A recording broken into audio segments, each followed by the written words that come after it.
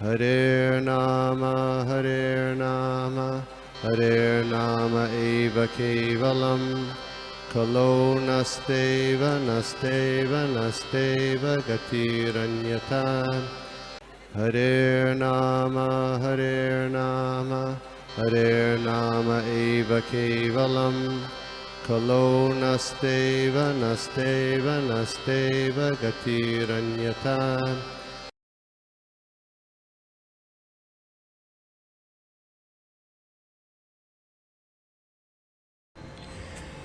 दृष्ट्वास्त्रतेजस्तु तयोस्त्रिलोकान्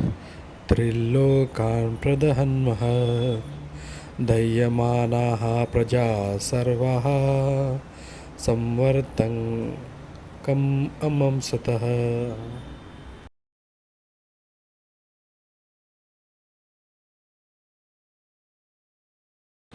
प्रजोपद्रवमालक्ष्य लोकव्यतिकरं च तं मतं च वासुदेवस्य संजाहारार्जुनोद्वयम्।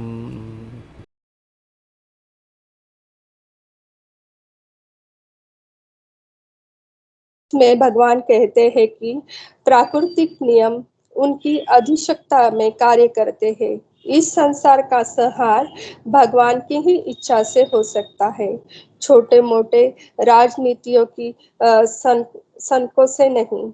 श्री कृष्ण ने इच्छा प्रकट की कि द्रोण तथा अर्जुन दोनों के द्वारा छोड़े गए अस्त्र लौटा लिए जाए, और अर्जुन ने तुरंत ही इस आज्ञा का पालन किया।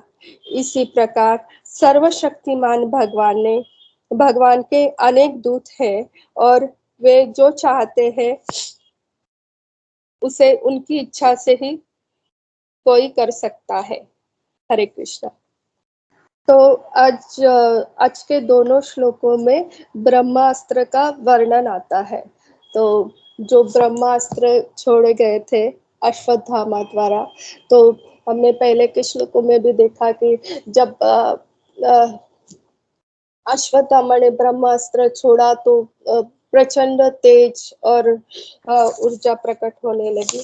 तो इसी वर्णन को हम लोग आज देखेंगे कि वो ब्रह्मास्त्र छोड़ने पे जिस वक्त ब्रह्मास्त्र छोड़े गए थे उस वक्त कैसे प्रतीत हो रहा था जब अश्वत्थामा ने ब्रह्मास्त्र छोड़ा, और उसके पश्चात जब अर्जुन ने ब्रह्मास्त्र छोड़ा और दोनों ब्रह्मास्त्र एक दूसरे के सामने हुए, उस वक्त क्या हुआ था वो हम लोग जानने की कोशिश करेंगे।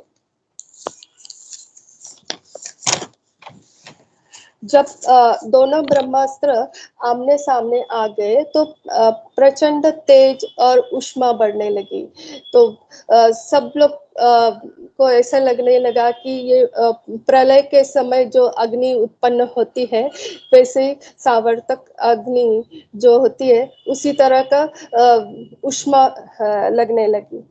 अभी जो ब्रह्मास्त्र और उनसे इतना तेज निकल रहा था, और सिर्फ उनसे वो तेज और आग नहीं निकल रही थी, उससे तीक्ष्ण बाण भी निकल रहे थे। वो ब्रह्मास्त्र से बाण भी निकल रहे थे। तब जब पृथ्वी पर प्रलय होता है उस समय सूर्य की उष्णता, प्रभुपाद जी कहते हैं, 12 गुना बढ़ जाती है। और जब इस तरह सूर्य की उष्णता बढ़ जाती है तो पृथ्वी पर कोई वनस्पति या जो भी हम लोग खाते हैं वो सब कुछ नहीं रहता है। सब वो जैसे जैसे उष्णता बढ़ जाती है वैसे वैसे सब घट जाता है। और हमने ऋषभ देव के जब अवतार हुए थे तभी भी देखा था कि पृथ्वी कैसे सब अपने अंदर सब समेट लेती है, उसकी सब क्षमता थम जाती है। वैसे ही सूर्य की अग्नि की वजह से, सूर्य की ताप की वजह से पृथ्वी के ऊपर कुछ भी उपजता नहीं है, और इसी वजह से सब लोग जो है कुछ रहता ही नहीं, वेजिटेरियन कुछ रहता नहीं है, तो सब लोग मांस खाने लगते हैं।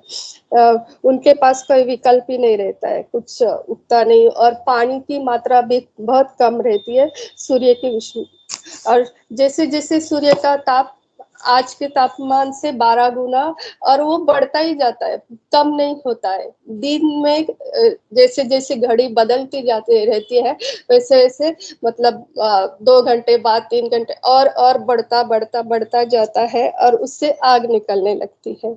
और जब प्रलय के समय जब वो सूर्य की अग्नि तो बढ़ती है, सूर्य से आग तो निकलती है, और नीचे से संकर्षण भगवान के मुंह से भी अग्नि निकलती है, दोनों तरफ से अग्नि निकलती है, और किसी के पास उससे बचने का कुछ विकल्प ही नहीं रहता है, सब उस अग्नि में झुलस जाता है।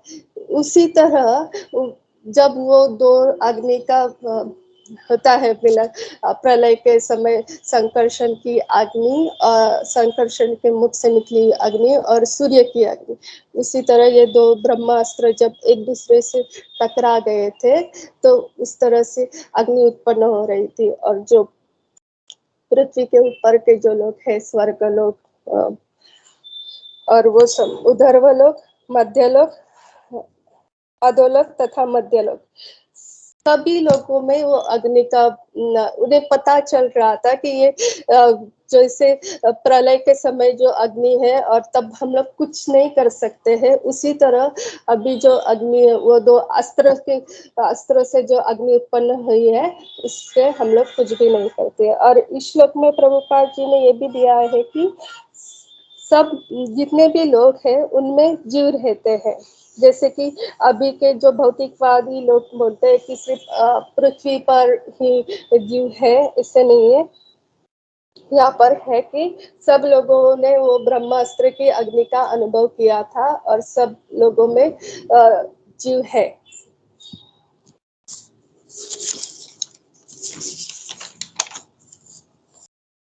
और जो इसमें ये भी हम लोग देखेंगे कि जब ये अश्वत्थामा ने ब्रह्मास्त्र छोड़ा था तो उस अस्त्र छोड़ने से पहले उसने आचमन किया था कि जब वो अस्त्र छोड़ा जाता है तब अपने आप को पवित्र करना पड़ता है। तो अश्वत्थामा ने भी अस्त्र छोड़ा था, अपने आप को पवित्र किया था और फिर मंत्रों द्वारा वो अस्त्र छोड़ा था। तो मंत्रों में इतनी पावर थी वो सूक्ष्म मंत्र द्वारा, और वो मंत्र पवित्र होकर ही छोड़े जाते हैं।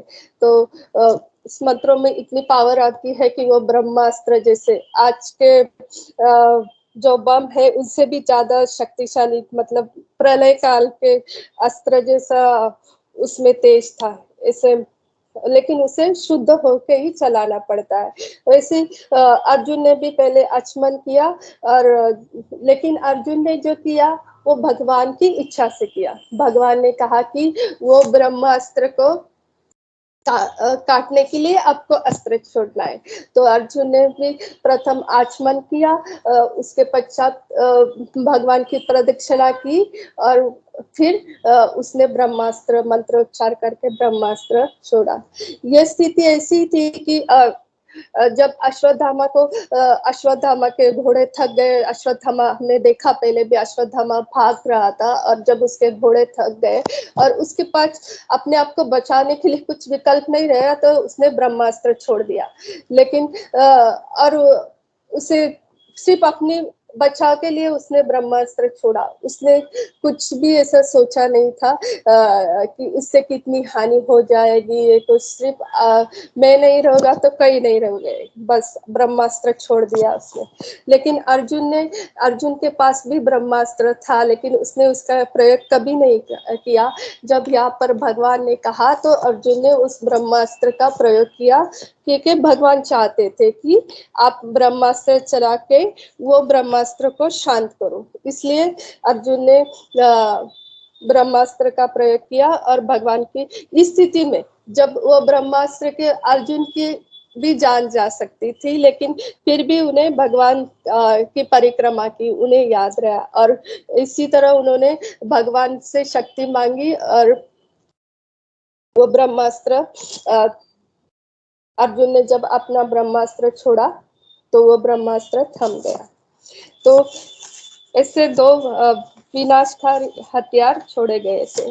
और पहले के ब्रह्मास्त्र में इतनी ताकत थी कि सिर्फ मंत्रों द्वारा, सूक्ष्म मंत्रों द्वारा उसमें ये ताकत आ जाती थी। अभी तो इतने बड़े बड़े परमाणु बम बनते हैं और फिर ये जो है सब स्थूल रूप में रहते हैं, और हमारे जो ब्रह्मास्त्र है वो सूक्ष्म रूप में, सिर्फ वो पहले से उन्हें बताया गया था, और उन्हें सिर्फ जब चाहिए तब ध्यान करके खुद को पवित्र करके फिर वो छोड़ा जाता था। मंत्र शक्तिदार, इतनी मंत्रों में शक्ति होती थी।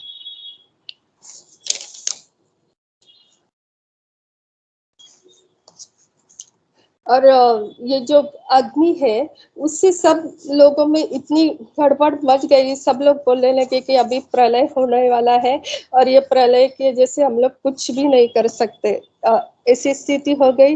तो लेकिन भगवान नहीं चाहते थे कि ऐसे हो, तो इसलिए भगवान ने अर्जुन को कहा कि आप ब्रह्मास्त्र छोड़ो।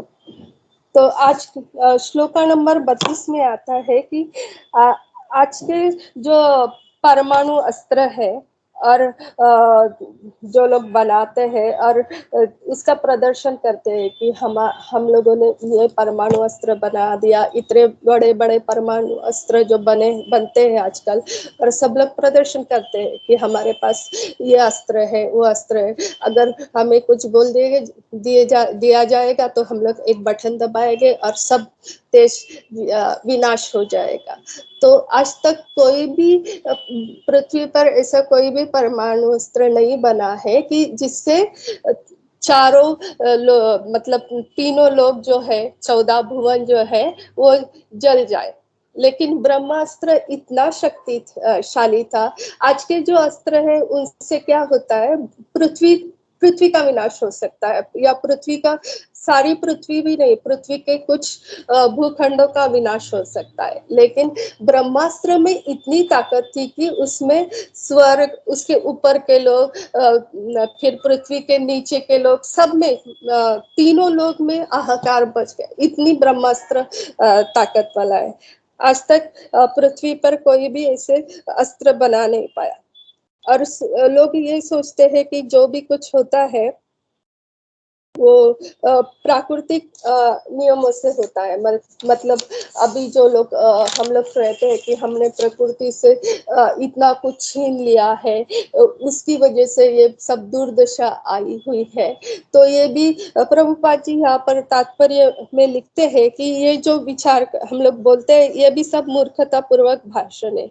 मतलब ये सब हमने प्रकृति का सब छीन लिया इसकी वजह से तो ऐसे नहीं, ये सब जो भी हो रहा है आज भी, ये सब भगवान के निर्देशनानुसार, और भगवान ये सब देख रहे क्या कब हो रहा है, ये सब भगवान की अध्यक्षता अनुसार ही होता है। इसका भगवत गीता में 90वें अध्याय के 10वें नंबर श्लोक में भगवान कहते हैं कि जो भी कुछ होता है ये सब मेरी इच्छा से होता है। मतलब अभी हम लोग सोचेंगे कि कोई, अभी हमने इतने बड़े बड़े बम बना लिए हैं, और जो राजनीतिक है दूसरे देशों के लोग जो है वो सोचते हैं कि हम सन की लोग होते हैं, प्रभुपाद जी बोलते हैं, और वो बोलते हैं कि अभी हम लोग इसका ये बम चला देंगे तो ये सब सारा देश का देश नष्ट हो जाएगा, या सारी पृथ्वी नष्ट हो जाएगी, हमारे पास इतनी ताकत है। लेकिन ये ऐसा होगा नहीं, क्योंकि जो भी है वो सब भगवान की इच्छा अनुसार होता है। अगर भगवान चाहते, और ऐसे ही अभी हुआ था, जैसे कि अभी अश्वत्थामा ने ब्रह्मास्त्र चलाया, लेकिन और वो ब्रह्मास्त्र से सब विनाश करना चाहता था, लेकिन भगवान ऐसे नहीं चाहते थे। इसलिए भगवान ने अर्जुन को बोला कि आप अपना ब्रह्मास्त्र चलाओ और वो ब्रह्मास्त्र जो है वो लौटाओ। तो जैसे अर्जुन ने ब्रह्मास्त्र छोड़ा और वो अस्त्र लौटा लिया। ऐसे ही अभी के जो लोग हैं कि वो कहते हैं कि हम लोग परमाणु बम चला लेंगे, तो वैसे होगा नहीं, क्योंकि अभी भी सर्वशक्तिमान भगवान के जो दूत है वो है, और वो भगवान के आदेशानुसार काम करते हैं। जब तक भगवान नहीं चाहेंगे विनाश नहीं होगा, जब भगवान की इच्छा होगी तभी संहार होगा। और जो भी कुछ होता है वो सिर्फ भगवान की इच्छा अनुसार ही होता है। तो यहीं पर मैं रुकती हूँ। हरे कृष्णा। हरे कृष्णा उद्धव प्रभु। हरे कृष्ण माता जी, बहुत ही सुंदर क्लास था, बहुत अच्छी तरीके से आपने समझाया। Very nice class. एक पूरे जितने भी भक्त हैं यहाँ, वरिष्ठ भक्त हैं, उनसे मतलब एक जनरली सब लोगों के मतलब समझ के लिए ये एक प्रश्न पूछना चाहता हूँ। मतलब ये मेरी समझ के लिए भी है, तो अपने अपने पॉइंट्स जो है वो बता सकते हैं कि अगर मतलब जैसे आपने लेक्चर के अंदर कहा, आपके मतलब जो आपने एक्सप्लेनेशन दिया उसके अंदर कहा कि सब जो भगवान की इच्छा अनुसार होता है, तो यहाँ पर कुकर्म भी बहुत सारे होते हैं, तो क्या ये भगवान की इच्छा के अनुसार है? तो ये सब जितने भी सुन रहे हैं उनकी पुष्टि या उनके मन में ये शंका होगी, तो इसका अगर हम लोग डिस्कस करके इसको छोटे 2 मिनट के अंदर इसका आंसर दे सकें तो it will be very good. Hare Krishna. Hare Krishna. जैसे हमने भक्ति रसामृत सिंधु में भी देखा था कि और भगवत गीता में भी देखते हैं कि जब हम लोग पृथ्वी पे आते हैं तो हमें अपने कर्म अनुसार, और हम लोग जो माया में फंस जाते हैं, जैसे ही आते हैं माया हमें अपने आवरण से हमें कुछ सोचते नहीं। जो भक्त है वही जानते हैं कि हमारा भगवान के साथ क्या संबंध है, और जो लोग माया में फंसे हुए रहते हैं वो हमेशा कुकर्म ही करते रहते हैं, उन्हें पता नहीं चलता। तो आप जैसे बोल रहे हैं कि यहाँ पर जो कुकर्म हो रहा है वो भगवान की देख रेख के, तो भगवान वो भी देखते हैं, लेकिन हमने लास्ट के श्लोका में देखा था कि जो भगवान की जो माया शक्ति है वो ये सब चलाती है, और भगवान उसमें हस्तक्षेप नहीं करते, क्योंकि हम लोग जो स्थिति में है वो हम अपनी इच्छा से आए हुए, और जब हम लोग इस स्थिति में आते हैं तो भगवान उसमें कुछ भी हस्तक्षेप नहीं करते। तो इसलिए ये कुकर्म वगैरह होता है तो भगवान देखते हैं, लेकिन उसमें हस्तक्षेप नहीं करते। लेकिन जो भी ऐसे काम करते हैं कि जो सृष्टि के नियमानुसार है, जैसे कि परमाणु अस्त्र चलाना है, या कुछ जैसे अश्वत्थामा ने ब्रह्मास्त्र चलाया, ये सब सृष्टि के नियमानुसार है, क्योंकि उसके बाद कलयुग, द्वापर के बाद कलयुग आने वाला था, फिर उसके बाद एक टाइम रहता है, वो तभी विनाश होने वाला है, लेकिन उसने अपने हट के अनुसार पहले ही चला दिया। तो इसलिए भगवान ने चाहा कि ऐसा नहीं, वो तो सब भगवान की इच्छा से ही होगा। और ये जो कुकर्म होते हैं वो हमारी जो गलतियां है उसी की वजह से हम लोग करते हैं, और माया के प्रभाव से ये सब होता है, और उन्हें पता नहीं चलता है। जिस तरह उनके कर्म होते हैं उसी के हिसाब से वो लोग कार्य करते रहते हैं। तो कुकर्म और जो विनाश है वो दो अलग अलग चीज है। जब कोई विनाश करना चाहता है तो भगवान ऐसे करने नहीं देते, क्योंकि उसके लिए एक पर्टिकुलर टाइम है, और भगवान उसी टाइम पे वो खत्म करने वाले। हरे कृष्णा।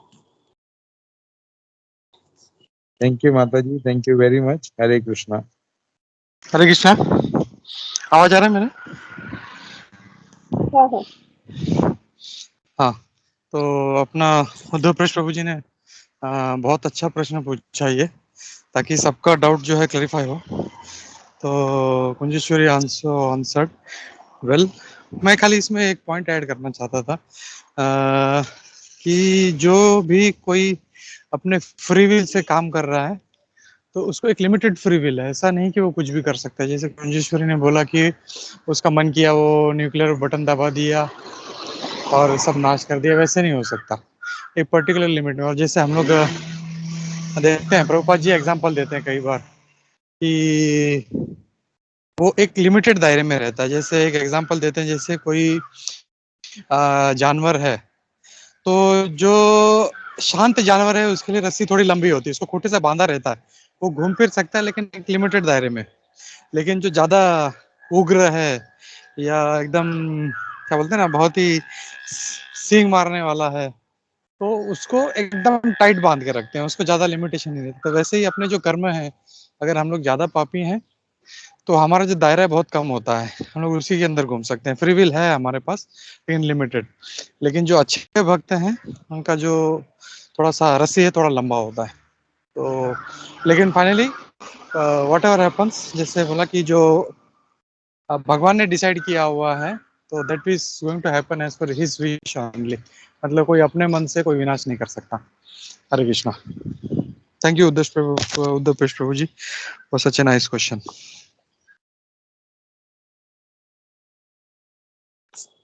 हरे कृष्णा, धन्यवाद।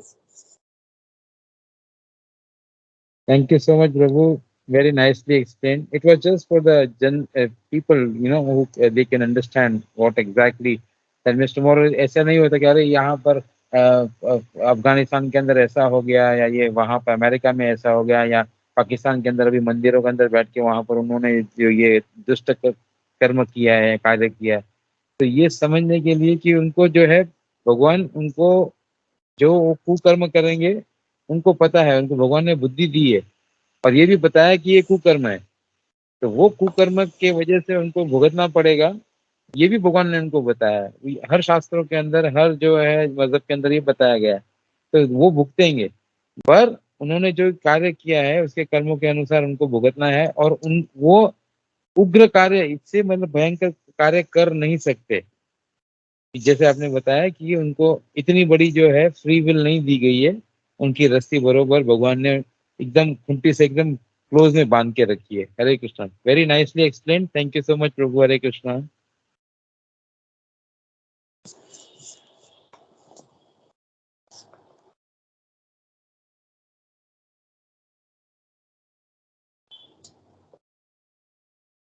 हरे कृष्णा माता जी, दंडवत प्रणाम। माता जी, आज का क्लास बहुत अच्छा था और आपने जो भी पॉइंट्स एक्सप्लेन किए बहुत प्रैक्टिकल थे। Thank you so much Uddhav प्रेश प्रभु, गोपीमन प्रभु। हरे कृष्णा, दंडवत।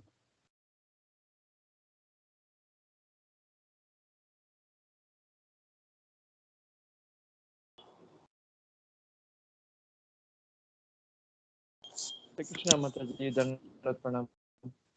माता जी थैंक यू सो मच माता जी, बहुत अच्छा सेशन था। और जैसे कि लास्ट में जब उद्धव प्रेश प्रभु जी ने जो पॉइंट निकाला था, तो इट वाज आल्सो, पहले तो समझ में नहीं आया कि प्रभु जी मतलब वो कुकर्म का वर्ड ही नहीं समझ में आ रहा था प्रभु माता जी। देन हाउ प्रो आपने और उद्धव प्रेश प्रभु जी ने, गोपीमन प्रभु जी ने जो वर्ड जो उसको अच्छे से एक्सप्लेन किया। बिकॉज कभी कभी ये टेक्निकल वर्ड आई थिंक कभी कभी ये हो जाता है, but it was very nice explanation. तो thank you so much Uttar Pradesh Prabhu ji. Hare Krishna.